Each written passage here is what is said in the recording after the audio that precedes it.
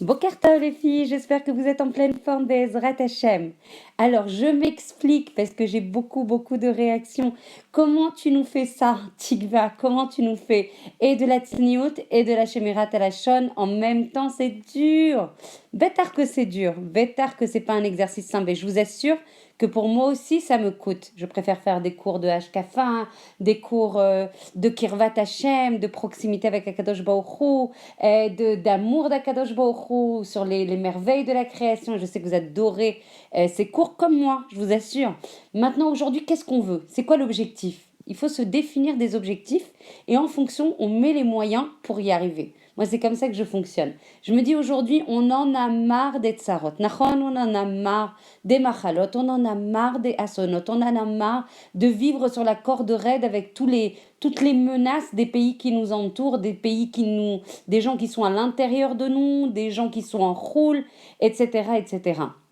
Aujourd'hui, on veut mettre les moyens nachon, on veut accélérer le mécanisme de Géoula Berachamim. Il y en a marre d'être en exil. Combien de temps on va encore rester en exil? Donc moi, en toute humilité, avec ma toute petite Yérolette et l'inspiration Baruch Hashem que j'ai d'Akadosh Baruch Hu, et je vous assure, ce n'est pas une humilité mal placée, je sais que je n'ai aucun mérite. Je me laisse porter par Akadosh Baruch Hu, je me laisse glisser avec Zoremet im Akadosh Baruch Hu, et je suis l'inspiration que je ressens. Aujourd'hui, il faut travailler sur le socle, il faut travailler sur l'essentiel. Pour construire un édifice de Avodat Hashem, il faut travailler sur les fondations. Et les fondations, c'est à part la tfila qu'on étudie Baruch Hashem le Shabbat et qu'on a étudié beaucoup Baruch Hashem, la Emouna, qui est le socle, dit le Rambam, de toute la Avodat Hashem. Pour nous, les femmes spécifiquement, puisqu'on s'adresse, on se parle entre nous, on partage, on étudie entre nous, et bien c'est la tsniout, puisque c'est l'équivalent en fait du Limud Torah pour les hommes, et c'est le Lashon Hara. Il n'y a rien qui fait fuir Akadosh Baruch Hu et qui nous enlève lo alenu chas shalom sa protection que la herva, c'est-à-dire le principe d'avoir de la nudité dans le camp du Ham Israël et le Lashon Hara. Il n'y a rien qui met plus de merchak, de distance entre le Ham Israël et Akadosh Baruch Hu que le Lashon Hara. On dit que le Lashon Hara, c'est quelque chose en fait qui est une trahison la plus sévère d'Akadosh Baruch Hu, la plus sévère, la plus chamoura. C'est comme si on marchait sur toute la Torah Kula. Et vous allez me dire, mais c'est pas possible, Tigva. T'exagères pas un peu? C'est pas possible. Il y a quand même des avérotes qui sont beaucoup plus chamourotes, beaucoup plus sévères que le Lashon Hara. Je vais vous démontrer par A plus B, avec l'aide évidemment de halachot et évidemment avec des grands rabbanim qui pleurent de ça, à quel point, si on répare ça, on peut apporter énormément de yeshuot, de bénédiction, de protection, de nissim, même si on n'a pas le droit de l'ismor à la nes, de nissim et de niflaot pour le Ham Israël. Et combien on en a besoin aujourd'hui? Combien on peut demander, supplier à Kadosh Baruch Hu? Chacune des familles, en fait, qu'on représente aujourd'hui, il n'y a pas une qui est sereine, il n'y a pas une qui souffre pas sur un sujet. Alors on va rester à faire quoi? On va rester à se raconter des choses sympathiques qui nous font plaisir, ou on va se bouger justement là où ça fait mal, là où on a besoin de se réparer, là où on a besoin de progresser. Moi, c'est ma conviction et c'est l'objectif de ces petits audios en toute humilité, c'est de réparer là justement où ça fait mal, là justement où on est faible. Parce que sinon, ça serait trop facile d'aller toujours là où on est confort. Akadosh Baruch Hu, il te dit, fais-moi rentrer dans ta vie. Là, justement, où ça te coûte, laisse-moi rentrer. Si tu mets des barrages, si tu mets des blocages, si tu laisses rentrer que quand ça t'arrange, mais Hachem, il ne peut pas rentrer. Hachem, il doit rentrer pleinement et entièrement dans nos vies. Et l'étude de la Lashon Hara qu'on fait, moi je suis convaincue, et en fait c'est pas moi qui le dis, ce sont des grands de la génération qu'il faut suivre à tout prix. On te dit qu'à chaque génération tu dois te faire un rave. Donc quand des rabbanim nous disent il faut bosser très fort la tsniout, très fort le Lashon Hara, la shemirat halashon, la protection de nos dibourim, on n'a pas de tergiversation à avoir. On doit y aller, on doit retrousser les manches et même si ça ne nous plaît pas, C'est ça, un Eved Hashem. Même si ça nous plaît pas, on t'a pas dit que tu avais un ishour d'être libre et de faire ce que tu voulais. Aujourd'hui, Akadosh Baruch Hu, il te dit pour ton bien et parce que je te le demande, tu dois progresser dans ce domaine. Donc, moi aussi, ça me coûte parce que c'est des cours sur lesquels c'est plus dur pour moi et grâce à vous, vous avez un mérite immense parce que grâce à ces cours, moi aussi, je me renforce, moi aussi, je progresse. Et je peux vous dire que quand on étudie, et je vous livre même pas un dixième des conséquences hyper graves que ça peut générer pour ne pas trop secouer, je vous assure que pour étudier ça, on n'a qu'une envie, c'est de plus parler. De plus parler. Tellement c'est grave, tellement ça peut causer des préjudices graves. Et encore une fois, il ne s'agit pas de punition de la part d'Akadosh Baruch Hu. Je refuse d'entendre ce mot. C'est des conséquences à nos actes. Hachem nous a donné des oraot, il nous a donné des consignes et il faut les suivre. Et sinon, ça a des conséquences dont on est les responsables. Allez, après cette grande akdama, parce que j'ai eu beaucoup de messages en disant tu peux pas nous faire des trucs un peu cool. Donc je reviendrai sur les trucs cool, mais une fois qu'on aura fait les choses sérieuses. Allez, on y va. Donc aujourd'hui, on va étudier comment on repère ce qui est de l'ordre du Lachon Hara et comment on se prémunit de façon à garder toujours Akadosh Baruch Hu au plus près de nous. On dit tout celui qui parle du Lachon Hara, c'est comme s'il trahissait en fait ses origines et son chibour, son lien avec Akadosh Baruch Hu. Et là, j'entends déjà les réactions. Attends, ça va, faut pas exagérer. J'ai juste balancé quelques paroles comme ça. Faut pas abuser. Il y a quand même des choses beaucoup plus graves. Et quand j'ai étudié ce que ça faisait dans le ciel, parce qu'évidemment, toutes les actions que l'on réalise ici, dans notre monde, ont des répercussions sur le monde, sur les mondes Elionim. Quand j'ai étudié ce que ça faisait dans le ciel, un chorban, une destruction des mondes Elionim, et comment on nous regarde quand on dit du Lachon Hara, à quel point on est jugé extrêmement sévèrement, à quel point il y a des accusations sur nous très graves. Même des xérotes, des décrets extrêmement graves, lo alénou. Je vous assure, comme je vous le disais tout à l'heure, on n'a plus envie de parler.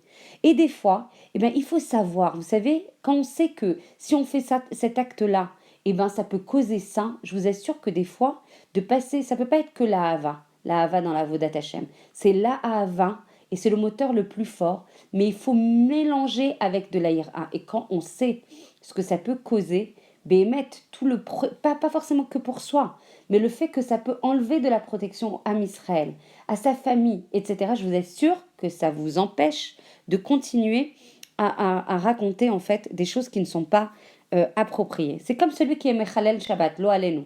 Il va dire, mais attends, Sachakol, j'ai juste appuyé sur un bouton. Qu'est-ce que tu veux de moi? J'ai allumé la lumière.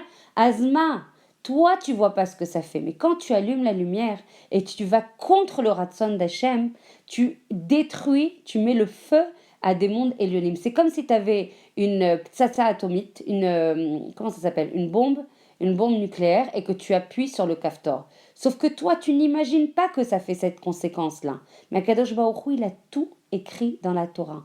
Cette action-là, quand elle est faite contre moi, dans les jours qui ne sont pas appropriés, notamment Shabbat évidemment, et du coup tu es en train de me trahir.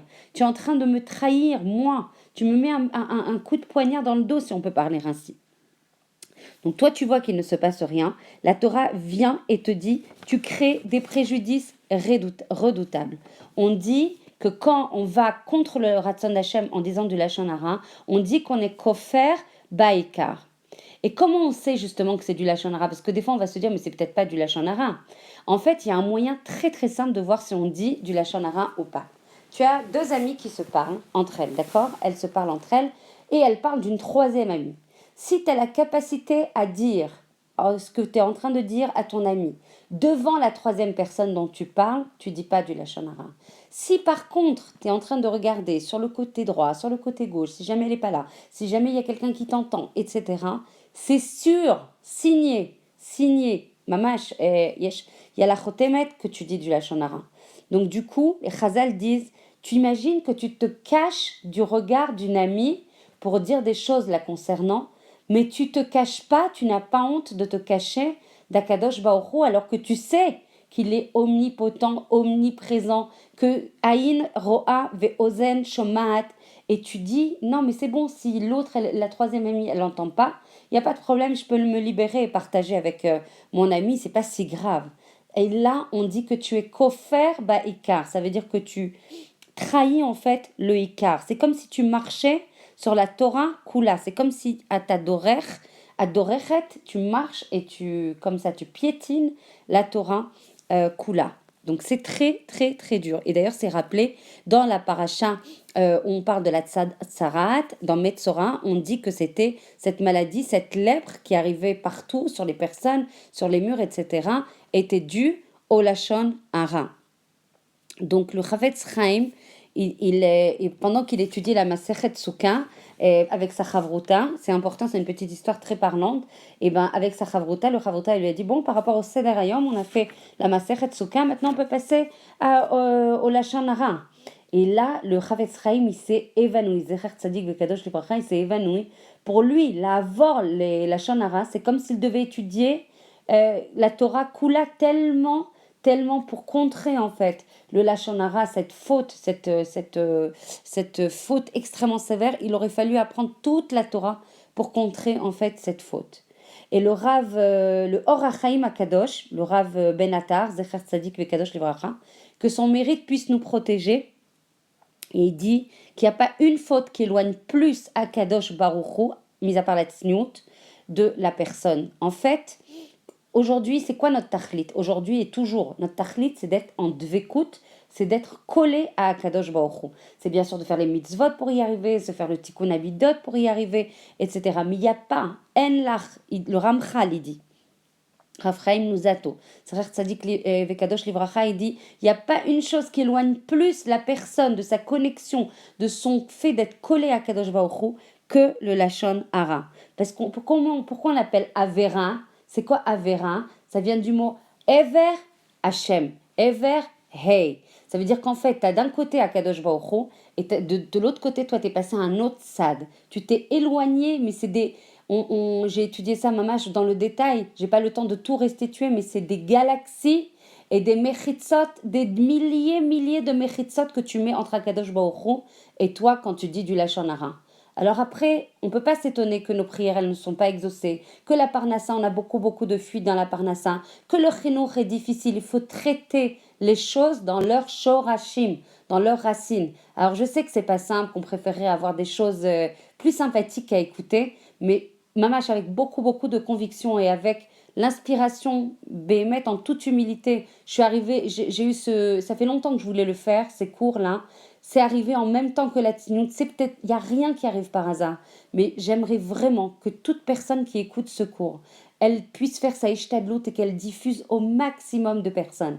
Le but, c'est pas, on fait pas du business, on fait pas du nombre d'audience, on n'est pas en marketing ou dans un autre ESSEC. On est là pour répandre la parole d'Akadosh Baruch Hu. La Torah, c'est une Torah vivante. C'est une Torah qu'on ne garde pas pour soi, c'est une Torah qu'on doit faire éclairer, qu'on doit éclairer pour le monde, qu'on doit faire profiter chaque Bat Israël de cette Torah pour que c'est souvent par méconnaissance que les Bat Israël fautent et il faut absolument réparer ça. Et vous allez voir, plus on ralliera de monde dans l'étude des choses qui sont le Ikar, parce qu'il y a beaucoup de cours magnifiques.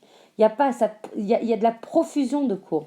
Aujourd'hui, recentrons-nous sur ce qui va aller très vite dans les yeshuot qu'on demande, dans les délivrances qu'on demande. Ce qu'on veut, c'est être un keli naki, ça veut dire un réceptacle propre qui permette à la bénédiction, qui permette à la shrina de résider en nous. Il ne s'agit pas d'étudier pour étudier, il s'agit d'étudier parce que ça a un koar atzum, la Torah, ça a une force immense qui éclaire notre neshama, qui l'illumine, qui nous donne envie de nous purifier et de progresser. Mais venez, on travaille sur la base, sur le socle. Un édifice, il ne peut pas tenir, il ne peut pas être viable si on n'a pas les fondations. Et là, on travaille, Be'ezrat Hashem, sur les fondations. Alors c'est peut-être moins sexy, moins joli que d'étudier ça plutôt qu'autre chose. Mais si le socle est bon, si le socle est sain, alors du coup, on pourra construire un binyan qui réjouira Be'ezrat Hashem Akadosh Baruch Hu. Je vous embrasse très fort et je vous retrouve très vite, Be'ezrat Hashem.